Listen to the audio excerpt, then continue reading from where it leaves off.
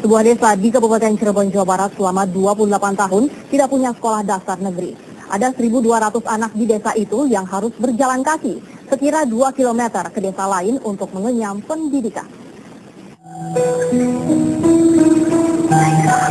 Betapa besar keinginan bocah-bocah ini mengenyam pendidikan, sampai mereka harus berjalan kaki keluar desa sejauh hampir 2 km untuk bersekolah.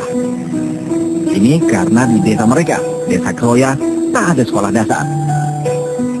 Jika desa ini berada di daerah terpencil di luar Pulau Jawa atau di pegunungan, mungkin dapat dimaklumi. Tapi desa ini berada dekat dengan ibu kota Kabupaten Cirebon. Sejak 28 tahun silam, desa yang terletak di Kecamatan Pangurangan, Kabupaten Cirebon, Jawa Barat ini mengalami pemekaran wilayah. Sekolah dasar yang tadinya ada di desa ini masuk wilayah pemekaran, yakni Desa Karanganyar. Sejak saat itulah, Desa Kroya tak memiliki sekolah dasar, apalagi sekolah menengah lanjutan. Kondisi itu cuma jadi sebuah ironi dari drama yang terjadi di rapat paripurna DPR hari ini. Sempat dihujani interupsi, DPR akhirnya menyetujui APBN 2013 sebesar 1.683 triliun rupiah. Bukan soal total angkanya, tapi coba simak rinciannya. Subsidi energi dialokasikan 274,7 triliun rupiah, paling tinggi dari pos lainnya. Ini seperti mencederai logika, betapa subsidi yang tidak tepat sasaran, yang tidak produktif, bisa lebih besar dari yang produktif. Seperti subsidi BBM misalnya. Bukan cerita baru, kalau subsidi BBM sebenarnya cuma bisa dirasakan sebagian kecil masyarakat menengah bawah.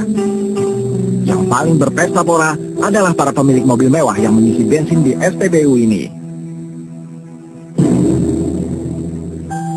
Soal besaran subsidi di APBN 2013 itu menurut Menko Perekonomian Hatta Rajasa sebenarnya akan dialihkan ke pembangunan infrastruktur.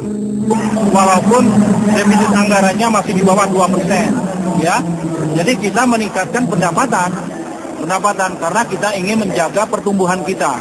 Oleh sebab itu ekspansifnya APBN kita itu tercermin dari penerimaan kita yang meningkat, ya, dari pajak dan non pajak, tapi juga defisit masih tetap kita adakan menjaga momentum pertumbuhan, terutama untuk belanja infrastruktur. Pemerintah harus tegas mengambil kebijakan meski tak populer, seperti kenaikan harga BBM maupun tarif dasar listrik. Dari situ, pemerintah harus mengalokasikan kompensasi dari kenaikan itu ke hal-hal yang produktif dan berpihak ke rakyat.